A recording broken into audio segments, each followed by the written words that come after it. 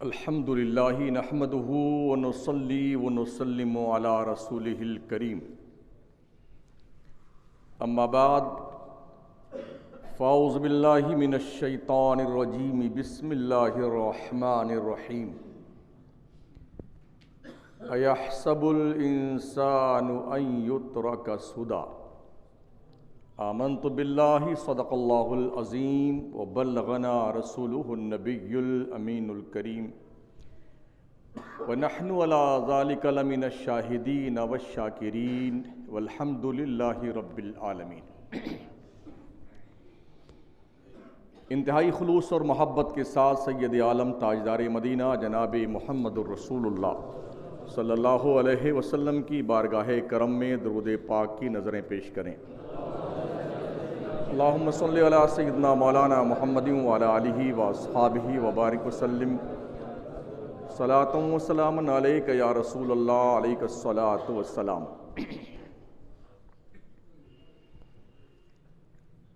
तख्लीकी तौर पर इंसान बहुत कमज़ोर पैदा किया गया है।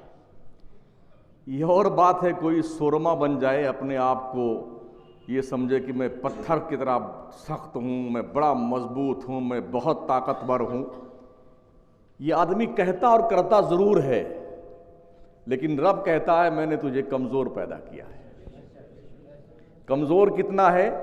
थोड़ी ठंडी आदमी बर्दाश्त नहीं कर, डर के मारे भाग के धूप में बैठे। देखो उधर पीछे देखो, आदमी कितना कमज़ोर है। ये पहलवान बनते होंगे बाहर, ये सिर्फ यही नहीं, सबकी बात में कर, जनरल बात है ये, क्योंकि सामने लेटेस्ट दिखाई पड़ा इसलिए मैंने तमसील पेश कर दी।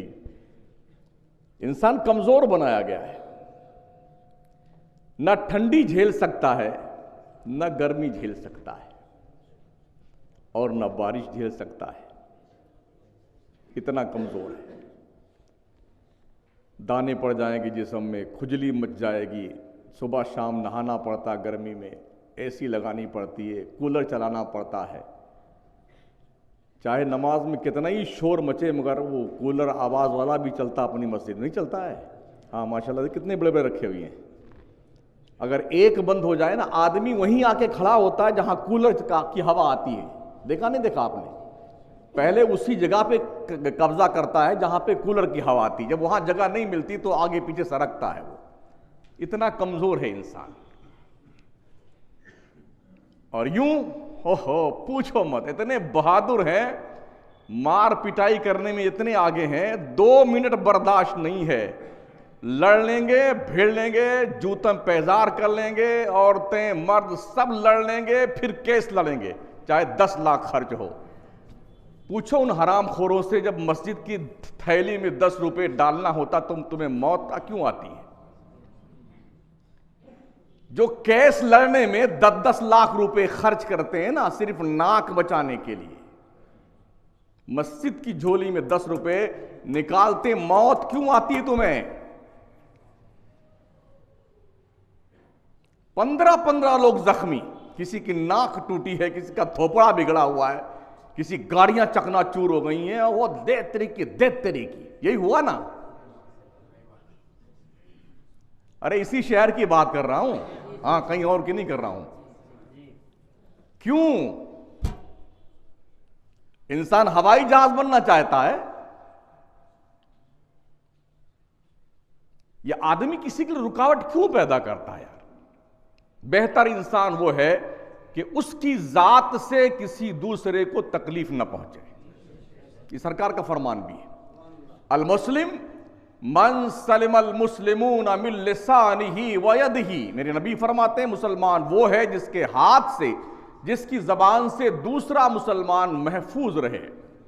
अगर आप किसी को गाली देते हैं, किसी की चुगली करते हैं, बुराई करते हैं, गीबत करते हैं, तो आपकी जबान से दूसरा मुसलमान महफूज नहीं। आप अपने ईमान का सर्वे कीजिए, कौन सी कैटेगरी है आपके ईमान की, जायजा लीजिए। और एक और मकाम पे मेरे नबी फरमाते हैं, अल मुस्लिम मन सलिमन नास मिन लिसानिही यदिही व यदिही। मुसलमान वो है जिसकी जबान और उसके हाथ से हर इंसान महफूज हो। ऐसे इंसान हिंदू, मुस्लिम, सिख, ईसाई, कोई भी हो, हर इंसान महफूज हो, उसे मुसलमान कहते हैं।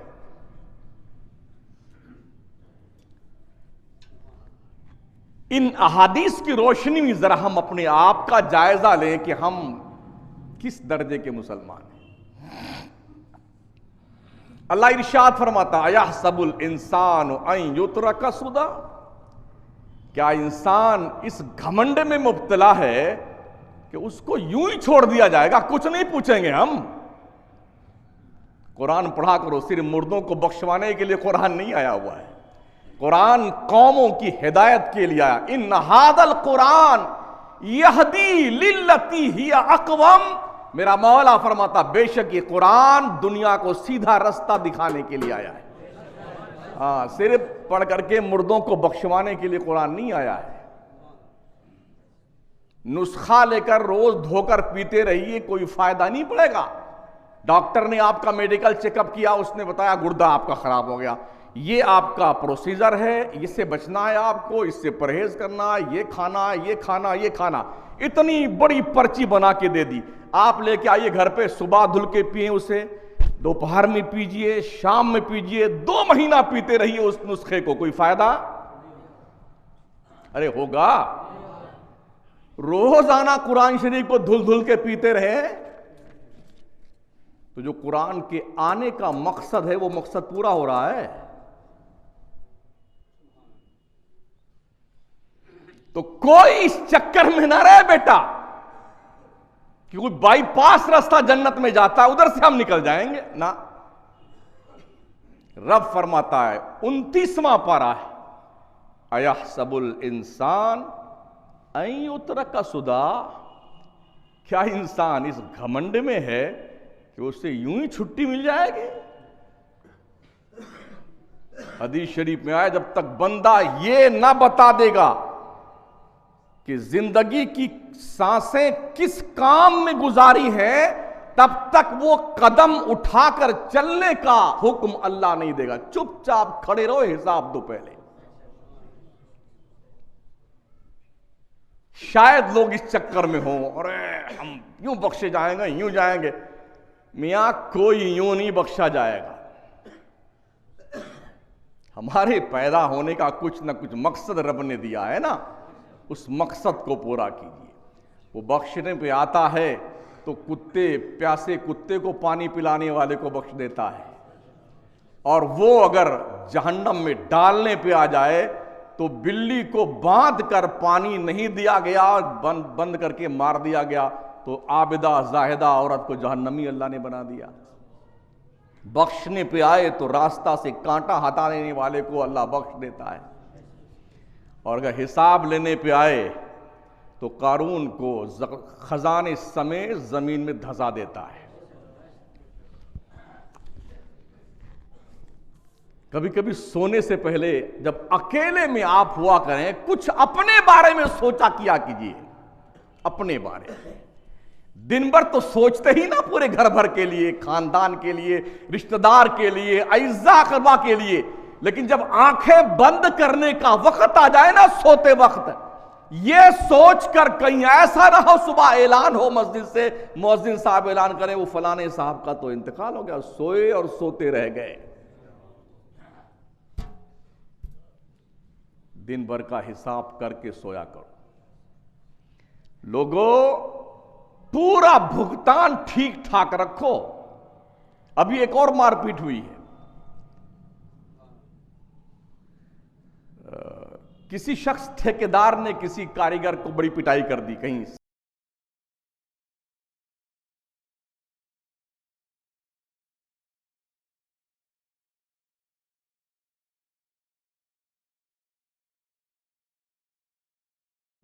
और सच्चाई यह है, इस गांव के अक्सर कारीगरों का यह हाल है, 3 लोगों से पैसा खा लेंगे, भाग जाएंगे, चौथे आदमी काम करेंगे।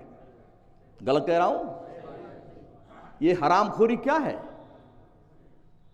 तुमने जिसके पैसे खाए हैं ना, उसका पहले भुगतान कर दो, फिर काम पे जाना किसी दूसरे के यहां। अगर वो आदमी मांग मांग के थक जाए, चिल्ला चिल्ला के थक जाए, फिर भी बेटा नहीं देगा पैसा, आएं बाएं शाएं दाएं बाएं भागता फिरता रहेगा। वो घर पे मिलेगा नहीं, और रहेगा तो औरतों को भेज देगा बाहर, बोल दो घर पे नहीं है।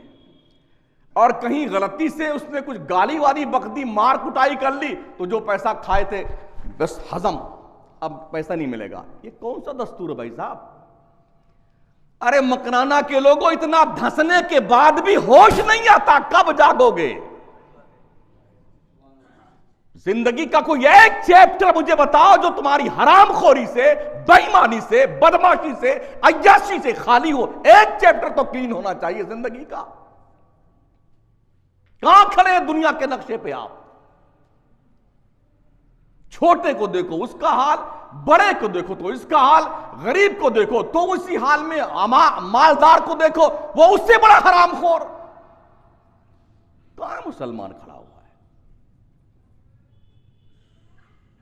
अल्लाह कहता है ओ इंसान, इस खप्त में मुब्तला मत रहे ना तू कि तू ऐसे ही छोड़ दिया जाएगा, हिसाब लेंगे हम।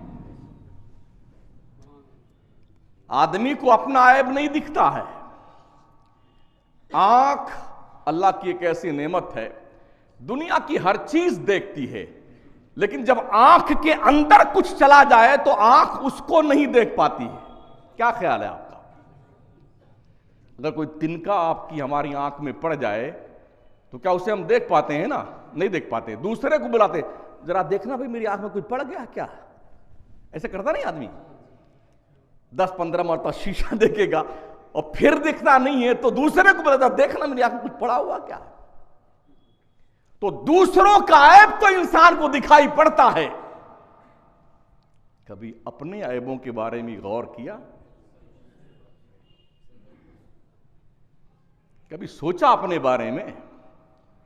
सिर्फ दूसरों का ऐब मत देखो, इसलिए कि आपको हक भी नहीं दूसरों का ऐब देखने का, और न आपसे पूछा जाएगा दूसरों के बारे में, आपसे आपके बारे में पूछा जाएगा, इसलिए अपना देखो अपना। एक सेंटेंस है उर्दू मकूला, शेख अपनी अपनी देख। मौत मोहलत नहीं देती मियां, देती है? मोहलत नहीं देती।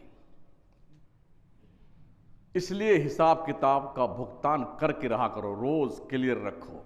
ऐनमा तकूनु युद्रिकुमुल मौत वलौ कुंतुम फी बुरूजिम मुशय्यदा। तुम चाहे मजबूत किले में बंद हो जाओ, मौत का आहनी पंजा तुम्हारे गले को दबोच कर रूह निकाल के लेके जाएगा। अल्लाह मोहलत नहीं देता है तौबा करने की। इस उम्मीद पे बैठे हो बुढ़े होंगे तब नमाज पढ़ेंगे? इस उम्मीद पे बैठे हो बूढ़े होंगे तब दाढ़ियां? कितने बैठे खूसट बुढ़े पे मौजूद है, इसी मस्जिद में मौजूद होंगे। अभी आप देख ली चारों तरफ एकदम ऐसा घुटा घुटाया चेहरा रोज घोंटते हैं बेटे बैठ करके, लगता है इसे मरना ही नहीं डोकरे को। गलत कह रहा हूं? 70 साल की उम्र ले ली, मरदूद को होश नहीं आता है, कब्र में पैर लटकाए हुए, रोज दाढ़ी छीलता है, कानून मुस्तफा का उल्लंघन करता है, मुस्तफा के आईन की खिलाफ वर्जी करता है, और ठेकेदार जन्नत का बनता है।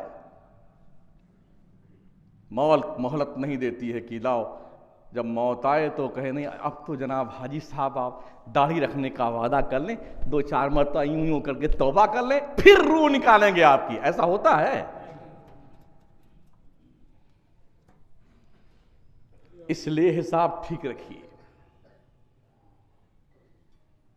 मौत बताकर नहीं आती है, अचानक आती है। भाग नहीं सकते हो मौत से।